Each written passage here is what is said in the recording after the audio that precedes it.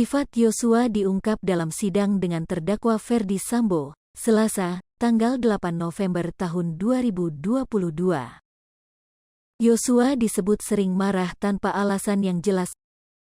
Hal ini diungkap oleh ajudan Ferdy Sambo, Baratu Prayogi Iktara Wakaton. Prayogi mengaku bergaul dengan Yosua hanya ketika berada di rumah Ferdy Sambo di Jalan Saguling, Jakarta Selatan. Berdasarkan kesaksiannya, Prayogi mengaku Yosua terkadang marah tidak jelas tanpa sebab. Ia menuturkan marah-marah tak jelas itu dilakukan Yosua sebelum dibunuh di rumah mantan Kadif Propam Polri, Sambo. Bahkan, Prayogi menyebut dirinya juga mendengar bahwa Yosua pernah marah-marah ke ajudan lain.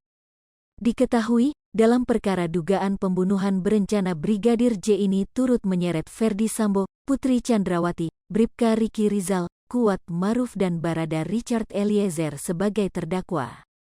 Tak hanya dalam kasus pembunuhan berencana Brigadir Nofriansyah, khusus untuk Ferdy Sambo juga turut dijerat dalam kasus perintangan penyidikan atau obstruction of justice.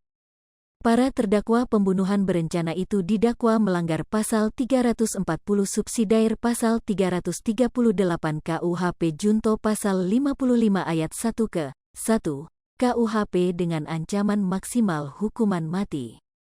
Mantan ajudan Azan Romer memberikan kesaksian di persidangan dengan terdakwa Ferdy Sambo dan Putri Chandrawati, Selasa, tanggal 8 November tahun 2022.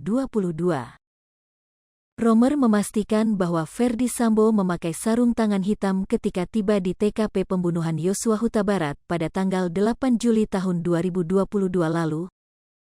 Romer juga melihat pistol jenis HS yang diduga milik Yosua Huta Barat terjatuh saat Ferdy Sambo turun dari mobil. Azan Romer mengatakan senjata HS yang dipegang Ferdy Sambo saat hari kejadian penembakan Brigadir Yosua terjatuh saat Ferdy Sambo turun dari mobil di depan rumah dinas Duren 3 pada tanggal 8 Juli tahun 2022. Romer mengatakan ketika mobil Ferdy Sambo tiba di Duren 3 ia langsung berusaha membukakan pintu mobil. Namun, Ferdy Sambo sudah lebih dulu membuka pintu mobil dan tiba-tiba pistol jenis HS jatuh di hadapannya. Romer juga mencoba mengambil senjata itu, tetapi sudah lebih dulu Ferdy Sambo. Romer juga mengatakan setelah itu Ferdy Sambo berjalan ke arah garasi belakang. Saat hakim menanyakan apakah Ferdy Sambo memakai sarung tangan, Romer memastikan bahwa Ferdy Sambo memang memakai sarung tangan hitam medis. Romer juga memastikan Ferdy Sambo tidak biasa memakai sarung tangan. Bahkan, ketika berangkat dari rumah pribadi ke Duren 3 tidak menggunakan sarung tangan. Romer juga mendengar suara tembakan dan langsung berlari ke depan tetapi tidak ada apa-apa. Romer mengaku mendengar adanya suara tembakan saat itu, namun, ia mengira rumah Sambo ditembak. Mendengar tembakan itu, Romer langsung bergegas melihat ke depan rumah dinas suami Putri Chandrawati tersebut. Diketahui, dalam perkara dugaan pembunuhan berencana Brigadir J ini turut menyeret Ferdy Sambo, Putri Chandrawati, Bribka Riki Rizal, Kuat Maruf dan Barada Richard Eliezer sebagai terdakwa.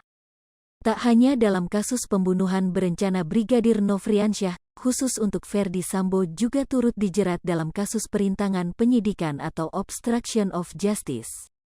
Para terdakwa pembunuhan berencana itu didakwa melanggar pasal 340 subsidiar pasal 338 KUHP junto pasal 55 ayat 1 ke 1 KUHP dengan ancaman maksimal hukuman mati. Hai pemirsa Sri Popo TV, jangan lupa komen, like, dan subscribe, serta tonton terus berita-berita terupdate lainnya ya.